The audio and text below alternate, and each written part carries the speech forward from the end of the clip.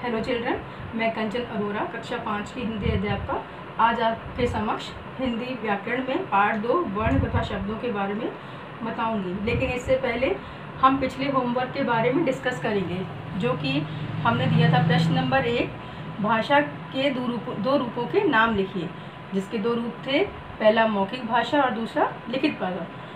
दूसरा प्रश्न था कि भाषा की लिपियों के नाम लिखिए, जिसमें पहला था हिंदी भाषा की लिपि देवनागरी, पंजाबी भाषा की लिपि गुरमुखी, अंग्रेजी भाषा की लिपि रोमन और संस्कृत भाषा की लिपि देवनागरी।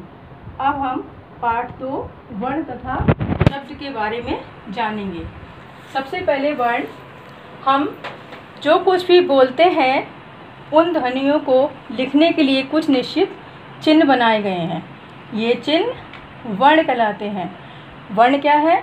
वर्ण भाषा की सबसे छोटी इकाई है, जिसके और टुकड़े नहीं किए जा सकते, यानी जिन्हें और तोड़ा नहीं जा सकता।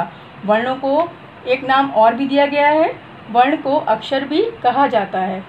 वर्णों को एक निश्चित क्रम में रखा जाता है और इस निश्चित क्रम में वर्णों को रखना ही वर्णमाला कहलाता है। वर्णों के दो मुख्य भेद होते हैं, जिसमें पहला होता है स्वर और दूसरा व्यंजन। पहला भेद है स्वर। स्वर क्या है? स्वरों का उच्चारण स्वतंत्र रूप में किया जाता है। स्वरों को बोलते समय हवा बिना रुकावट के बाहर निकलती है। मतलब स्वरों को बोलते समय हमें किसी की भी मदद की ज़रूरत नहीं पड़ती है। व्यंजन, व्यंजनों का उच्चारण स्वरों की सहायता से किया जाता है, यानी हम कोई भी व्यंजन बोलते हैं तो हमें स्वरों की ज़रूरत पड़ती है। जैसे कि हमने बोला का, तो इसमें का में आ का उच्चारण हमें समझ में आ रहा है। का प्लस आ को मिला के ही का मिला, का में आ की ध्वनि निकल रही है। ऐसे ही माँ प्लस आ, यानी माँ में आ छिपा हुआ है। इसी प्रकार चा प्लस आ, यानी व्यंजन जो हैं बिना स्वरों की सहायता से नहीं बोले जा सकते। इसी प्रकार वर्णमाला में कुछ अन्य वर्ण भी होते हैं, जैसे अंग को हम क्या कहते हैं? अंग को अनुस्वार कहते हैं। इसका चिन्ह क्या है? बिंदु। इसका चिन्ह बिंदु है, जैसे कंगन, बंदर आदि। इसी प्रकार दूसरा वर्ण है आ को हम क्या बोलते हैं? आ को अनुनासिक कहते हैं। इसका चिन्ह क्या है? चंद्र बिंदु है, जैसे चांदी, 5 आदि। तीसरा है आहा क्या है? आहा विसर्ग है। इसमें किसकी ध्वनि निकलती है? इसमें हा की ध्वनि निकलती है। हम कोई शब्द बोलते हैं तो उसमें हा की ध्वनि समझ में आती है, जैसे प्रातः, अतः आदि। अब हम आते हैं शब्दों पर। शब्द क्या है?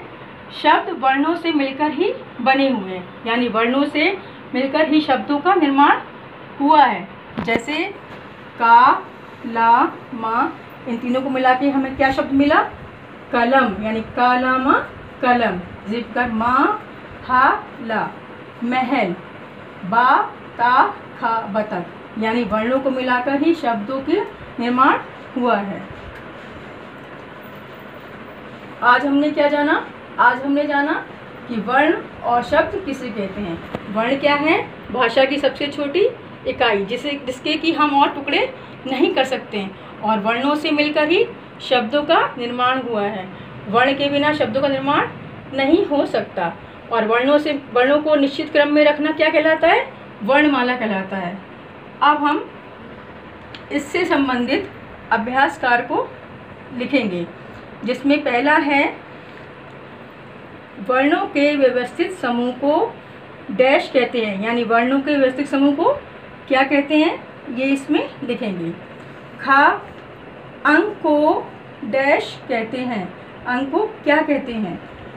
गा, जिन वर्णों का उच्चारण स्वरों की सहायता से किया जाता है उन्हें डैश कहते हैं।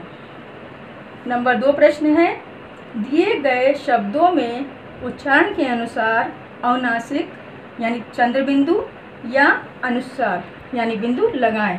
जैसे का है अबर, इसमें चंद्र बिंदु आएगा या बिंदु आएगा। लड़कियां 17, घा है 5। इस प्रकार हम इस अभ्यास कार्य को पूरा करेंगे। धन्यवाद।